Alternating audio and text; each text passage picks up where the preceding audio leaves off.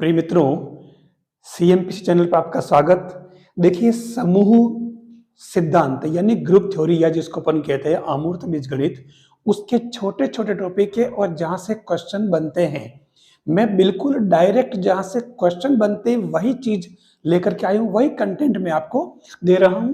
आज का जो टॉपिक है वो सहसमुच्चय या फिर कॉसेट्स, ठीक है ना। कॉसेट्स है क्या और उसका क्वेश्चन किस तरीके से बनता है ये हमारे को समझ लेना है, इसी से हमारा क्वेश्चन बनेगा।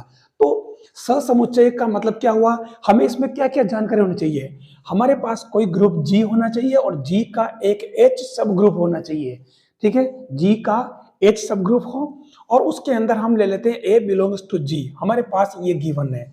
अब ये कहता है कि कॉसेट्स क्या है, तो A H equal to A H such that H belongs to H, ये तो कहलाएगा लेफ्ट कॉसेट्स, और H A equal to H A such that H belongs to H right coset, यानी दोनों ही एक तरह से एक समुच्चय हुए, ठीक है ना, जो बाद में सब ग्रुप में कन्वर्ट होते हैं। तो यहाँ ए एच का मतलब क्या हुआ कि जो एलिमेंट अपन ने जी का लिया उस एलिमेंट की आपको जी या एच दोनों की संक्रिया सेम है, उसके साथ संक्रिया करने पर जो एलिमेंट आएगा वो आपके कहलाएगा लेफ्ट कोसेट्स, ठीक है। लेफ्ट की तरफ से एलिमेंट के संक्रिया करा रहे हैं और यहां पर अपन राइट की तरफ से संक्रिया करा रहे हैं। एच के अंदर जितने भी एलिमेंट्स है, ठीक है ना, उनके साथ में इस ए की संक्रिया करा रहे हैं, तो उससे हमारे जो एक सेट आएगा वो कहलाएगा राइट कोसेट्स।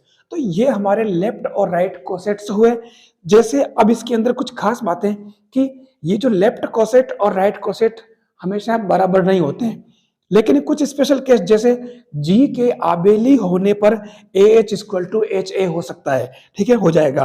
एक बात और कि अगर हमारे पास में जैसे मैंने कहा कि एच या जी की जो संक्रिया है दोनों की संक्रिया सेम होती है, अगर जी की या एच की संक्रिया प्लस है, जैसे लिखा जी प्लस, ठीक है, तो उस केस में हम एच ए जो होगा हमारा ये एच ए वास्तव में एच ए क्या हो जाएगा एच प्लस ए, यानी एच के अंदर जितने भी एलिमेंट है उन सब एलिमेंट में अपन ए को जोड़ेंगे, जो एक सेट आएगा वो आपके क्या कहलाएगा ये वाला, यानी कि राइट कोसेट्स, ठीक है। और अगर ए एच है तो ए प्लस एच बन जाएगा। ये अपना राइट और लेफ्ट कोसेट्स का कॉन्सेप्ट है, बिल्कुल सिंपल। अब मैं इसका एक एग्जांपल ले रहा हूं कि g equal to Z plus तथा h equal to 2z equal to 0 plus minus 2 plus minus 4, इस तरीके से h इसका एक सब ग्रुप है।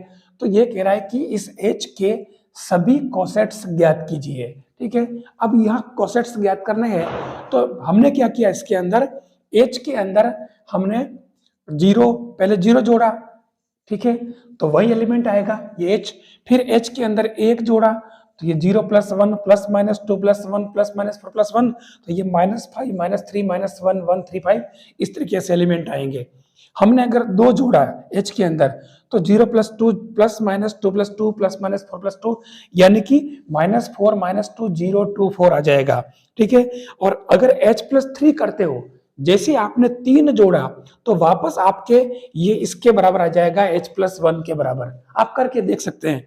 h प्लस 5 करोगे तो भी h प्लस 1 बनेगा, h प्लस 6 करोगे तो वापस h आ जाएगा। यानी यहां से देखें आप सम संख्या है तो 2 4, ठीक है ना, h प्लस 2 जो है वापस वो h प्लस 4 के इक्वल हो जाएगा, ठीक है। तो ये 2 4 वाले सारे, तो कुल मिलाकर अगर देखें तो फाइनली इसका निष्कर्ष क्या हुआ, हमारे पास h और h प्लस 1, यानी कि h और h प्लस 1 केवल दो ही कोसेट्स बन रहे हैं। अगर 3 करोगे यानी h प्लस 2 करोगे तो वापस h आ जाएगा, h प्लस 3 करोगे तो h प्लस 1 आएगा, h प्लस 4 करोगे तो वापस h आ जाएगा। तो इस तरीके से आपको कोसेट्स निकालने का तरीका है। तो 2z था इसलिए इसके केवल दो कोसेट्स बन रहे हैं। अब आपको समझने वाली बात क्या है, जो चीज ध्यान में रखनी है वो क्या है, अगर इसकी जगह ध्यान देना h इक्वल टू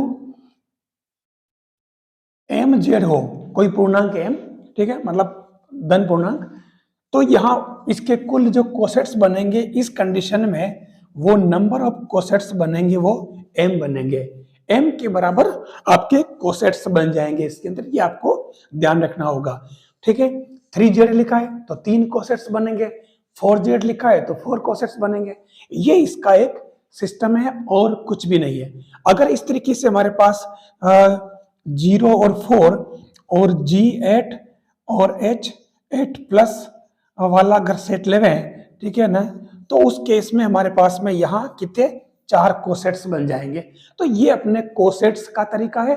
अगर क्वेश्चन जो बना इसका, तो ये पूछा जाएगा कि इसके कुल कितने कोसेट्स होंगे, या फिर वो ये पूछ सकता है कि कौन सा एक इसका कोसेट्स नहीं है। ठीक है, तो सिस्टम ध्यान में रखना पड़ेगा। 2 है तो H वापस 2Z 4Z 5Z इस तरीके से बनेगा। इस सिस्टम से आपको ध्यान में रखना है, कोई नई बात नहीं है, कोई बहुत बड़ा काम नहीं है। तो ये कोसेट्स निकालने का तरीका और नंबर ऑफ कोसेट्स कितने होंगे वो m के बराबर होंगे, तो इससे आप कोसेट्स निकाल सकते हो। ये आपके कोसेट्स निकालने का तरीका। मेरे हिसाब से आपको कोसेट्स निकालना आ गया होगा किसी भी सेट्स का। अगर आपको ये वीडियो अच्छा लगा हो आज का, तो आप इसको लाइक जरूर करें, आप चैनल को सब्सक्राइब करें, और जो CMPC नाम का टेलीग्राम चैनल है आप उसको भी ज्वाइन करें, ताकि आप अपने डाउट्स को पूछ सके। थैंक्स।